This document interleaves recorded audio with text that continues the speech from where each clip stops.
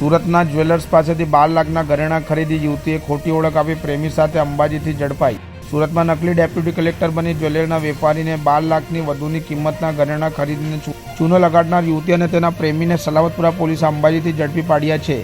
યુવતીએ ગાંધીનગરમાં deputy collector અને પતિ બનાસ ડેરીમાં મેનેજર હોવાનું કહી સુરતના જ્વેલર્સને વિશ્વાસમાં લઈ બાદમાં 12 લાખથી વધુની કિંમતના ઘરેણાં સામે ઠગ મહિલાએ 2 નકલી ચેક આપ્યા। જોકે બંને ચેક 3 દિવસ બાદ બાઉન્સ થતાં વેપારીએ ગાંધીનગર મહિલાની તપાસ કરાવી તો જાણવા મળ્યું કે આવી કોઈ નામની મહિલા ત્યાં છે જ નથી, જેને લઈ વેપારીને પોતાની સાથે છેતરપિંડ થયા હોવાની જાણ થઈ હતી। મહત્વનું છે કે આ યુવતીએ વ્યારા, નવસારી અને સુરતમાં અલગ અલગ સરકારી હોદ્દાઓ દર્શાવી લોકોને છેતરી લાખો રૂપિયા પડાવી લીધા હતા।